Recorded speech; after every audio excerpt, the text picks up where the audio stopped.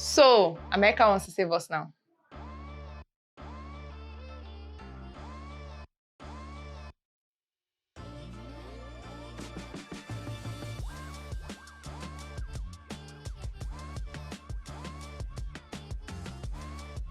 Not from poverty, not from unemployment, not even from fuel scarcity.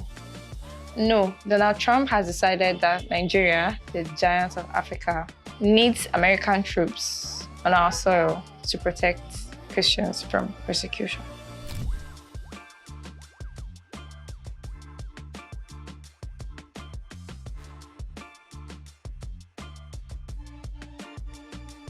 We've officially been designated a country of particular concern.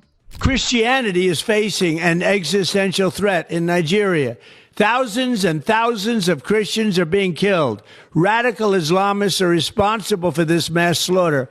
I am hereby making Nigeria a country of particular concern. That's a legal definition. When the Christians or any such group is slaughtered, like is happening in Nigeria, 3,100 versus 4,476 worldwide. What horrible numbers. Something has to be done. I am asking Congressman Riley Moore, together with Chairman Tom Cole and the House Appropriations Committee, to immediately look into this matter and to report back to me. And I mean, like, immediately. We've gone from giant of Africa to concern of America. That's quite the demotion. Trump is threatening airstrikes, ground troops, the full package. And what happened immediately? The Naira took another nosedive. Our stock market trembled because apparently the threat of health is enough to destabilize us further. P2B calls it what it is, a consequence of incompetence and lack of committed leadership.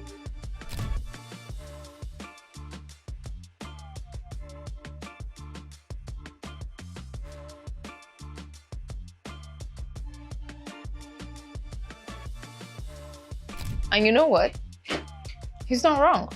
When your security situation is so dire that a foreign president is casually suggesting a military intervention, maybe we need to have a conversation about leadership.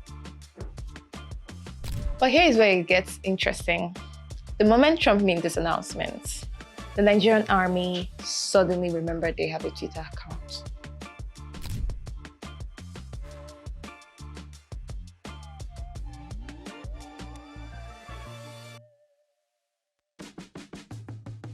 Posts started flying.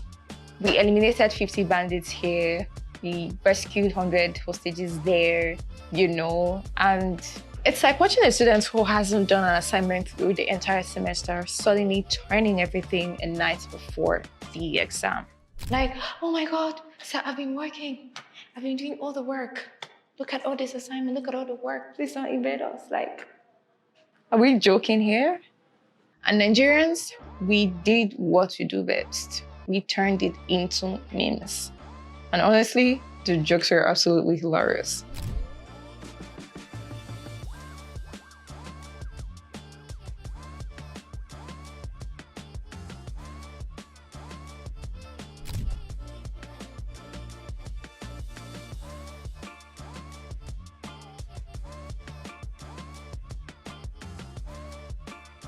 Because that's what we do. We're world class at making light of serious situations. And speaking of making light of situations, can we talk about the Regina and N.A.T situation?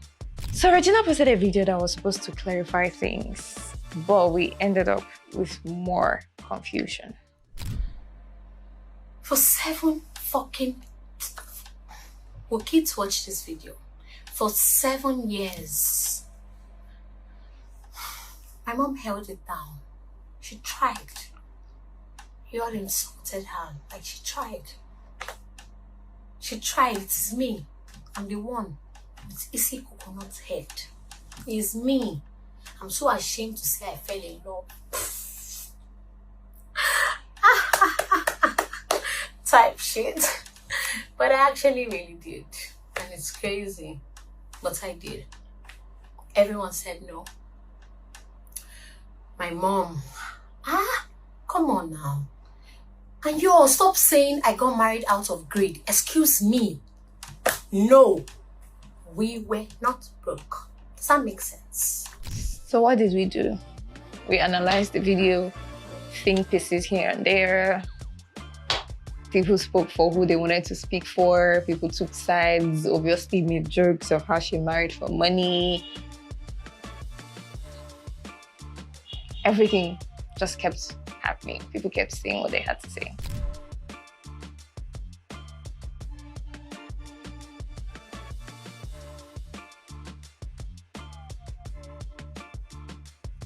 Because that's what we do. We're always going to talk, we're always going to make it into an entertainment, we're always going to make it something funny. Someone's personal crisis becomes viral moments, memes, jokes. Where's the empathy? And look, that's their business. But at the end of the day, beyond the jokes, the memes, the contents, there's a real person behind all of this. And we just hope she's all right. And speaking of going live to solve problems, Senator Natasha was blocked at the airport recently from traveling. Immigration seized her passport, no court order, no explanations, just stopped. Have I committed any offense? Why are you withholding my passport? Hello, fellow Nigerians. Good morning. This is Senator Natasha Koti-Uduaghan. Having completed my celebration of my second year in office, I decided to take a week off. So I'm at the airport here, and my passport is being withheld again. The same thing happened last time where my passport was seized. I have committed no offense, and there is no order from the court to withhold my passport and deny me traveling. The last time this happened, the officer in charge told us that the Senate President, Godswill Akpabio, instructed them to withhold my passport and prevent me from traveling because he said each time I travel out of the country, I smear the country's image by granting interviews out in international media. Please, can you tell them to release my passport and this embarrassment should stop? You have no right to withhold my passport. You have no right to deny me exit and entrance into my country. I have not committed any offense, and this must stop. Sorry. No, this must stop. As a matter of fact, I think I have to sue you for continuously embarrassing me. Sorry. No, don't tell me sorry. Can I please have my passport? So what did she do? She went live on Facebook, called them out, made noise, and suddenly, miraculously, her passport was returned. So why are you treating me like a criminal? Can I have my passport, please? Thank you very much. Sometimes I think you just have to be a rebel to get things right. Then you keep asking Nigerians to be good citizens. If I had not gone public, would you have given me my passport? If I hadn't gone public, would you return my passport? She said. And honestly, that's a valid question. Because why are y'all being so shady? And that's the Nigeria we live in right now. You don't get your rights by asking politely. You get it by dragging them, making noise publicly, embarrassing the system into doing the right thing. A sitting senator had to live stream her harassment just to be allowed to leave the country. Our humor is our survival mechanism, our superpower, but there's a line, and I think we've crossed it. While we're laughing about the army's Twitter awakening, people are dying, communities are being raided, and while we're turning someone's crisis into spectator sports, someone might actually be going through a lot. We've gotten so good at making everything into content that we've forgotten that some things deserve more than jokes, deserve real action. The army's posting their achievements only after Trump's threats is just not funny, it's darming. It means they only felt the need to tell us when the Americans threatened to do their job. What does that say about who the institutions answer to? Clearly, it's not us.